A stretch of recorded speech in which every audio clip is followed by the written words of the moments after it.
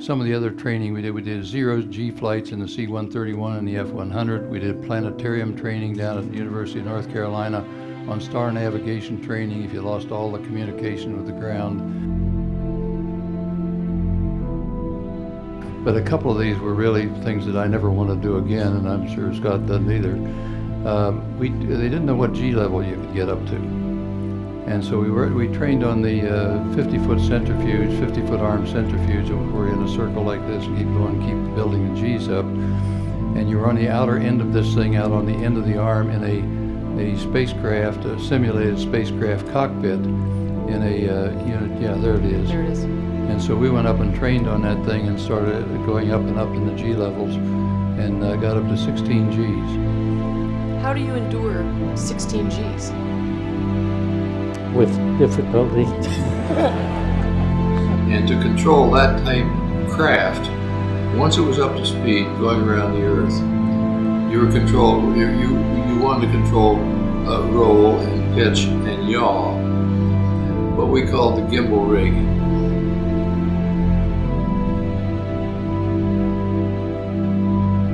The chap who made the final decision, Bob Gilruth, who was a director of the Manned Spacecraft Center in those days, has never told me. He just said that, well, you just were the right guy at the right time.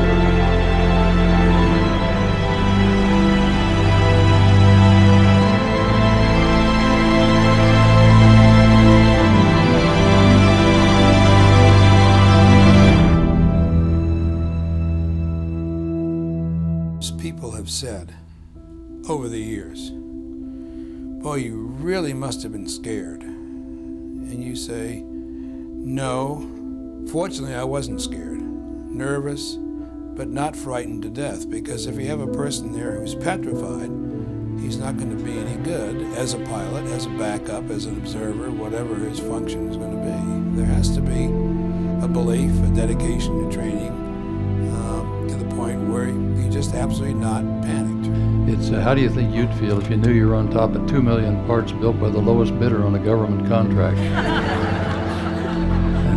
And it's not that bad, because you've studied this thing, you've experimented, you've gone through training, and it's really something you've looked forward to, and it's a time period of great concentration, and you're glad to get going.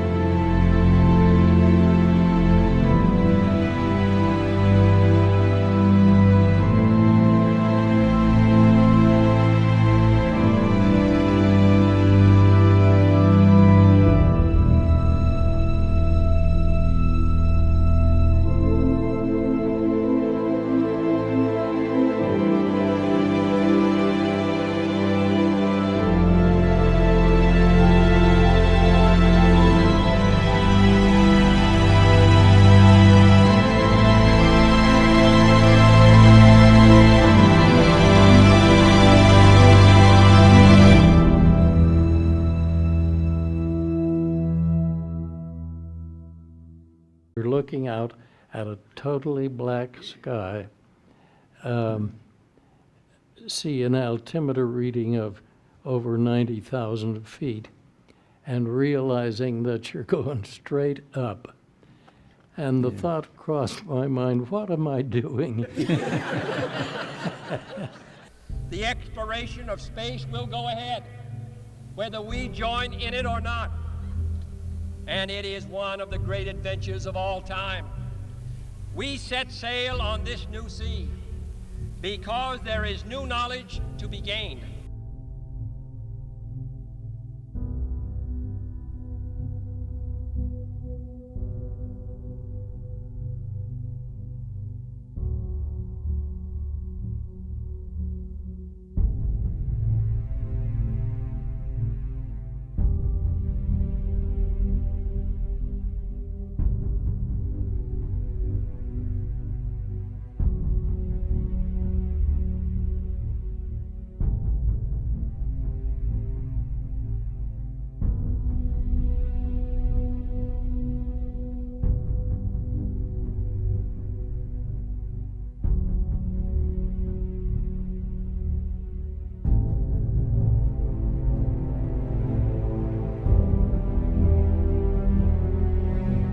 And the last thing I'd like to say, that the view from up there is something that's just spectacular.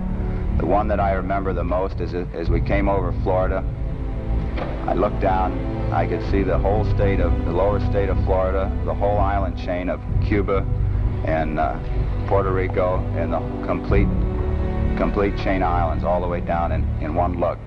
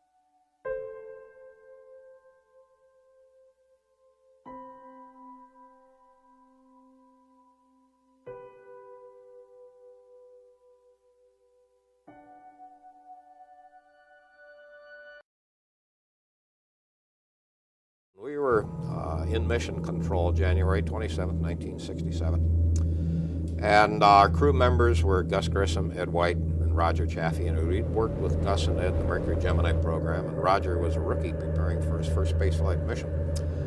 And the test that day hadn't been going well. We were 1 month from launch, and we were pressing to meet President Kennedy's deadline of getting to the moon by the end of the decade. And we started to press too hard. During the day, we had problems in communications, we had problems in life support, our test procedures were faulty, and we'd call a halt to the test, we'd write out the new test sequence, and then we'd continue on. And at 5:31 that afternoon, the controllers were startled by cries coming from the spacecraft, and for 12 seconds, we sat there and listened as our 3 crew members died.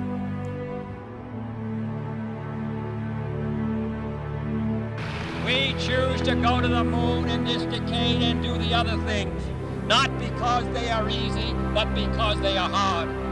Because that goal will serve to organize and measure the best of our energies and skills.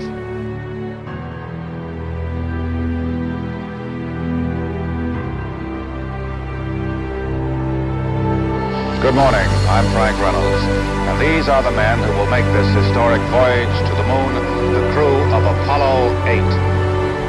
They are in their command module right now. They've been in there since 5:34 this morning at Cape Kennedy when the hatch was closed. The engines are armed. 4, 3, 2, 1, 0. We have commit. We have liftoff. Liftoff at 7:51 a.m. Eastern Standard Time.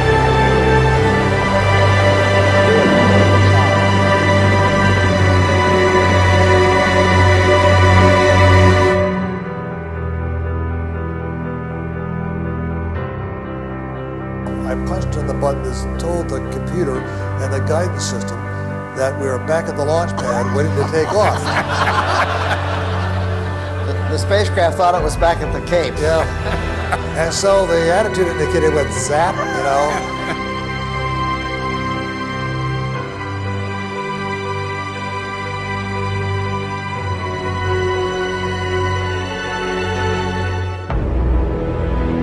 Only dream I've ever had. The stars in the sun. Every time I shut my eyes, it's always the same.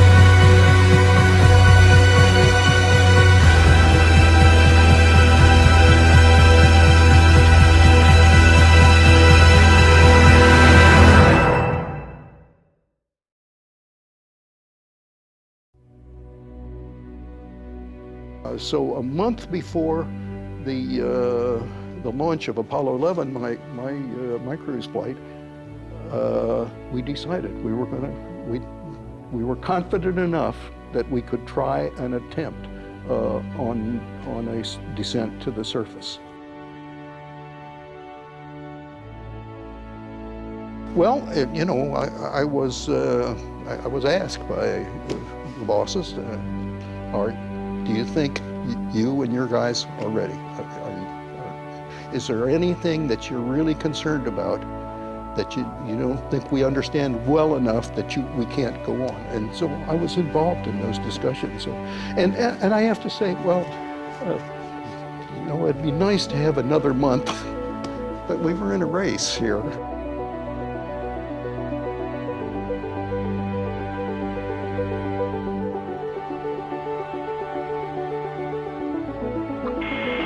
Apollo Saturn Launch Control, we passed the 6-minute mark in our countdown for Apollo 11, the flight to land the first men on the moon. We're on time at the present time for our planned liftoff of 32 minutes past the hour. The swing arm now coming back as our countdown continues. Skip Sheldon informing the astronauts that the swing arm is now coming back. 4 minutes and counting, we are go for Apollo 11. We'll be coming up in the automatic sequence about 10 or 15 seconds from this time. 40 seconds away from the Apollo 11 liftoff. All the second stage tanks now pressurized. 35 seconds and counting. We are still going with Apollo 11. 30 seconds and counting. Astronauts report a field work. T-minus 25 seconds.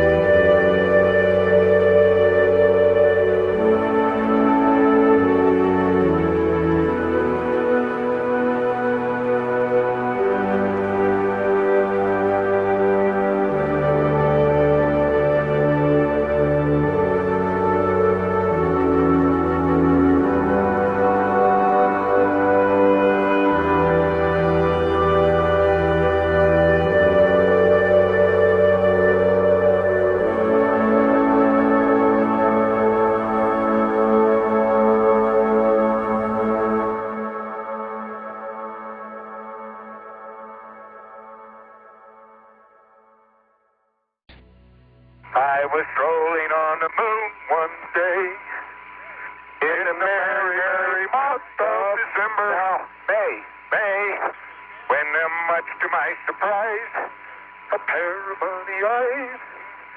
Do-do-do-do-do. Oh, is this a neat way to travel? Isn't it great? Dum-da-dum-dum-dum. Dum-da-dum.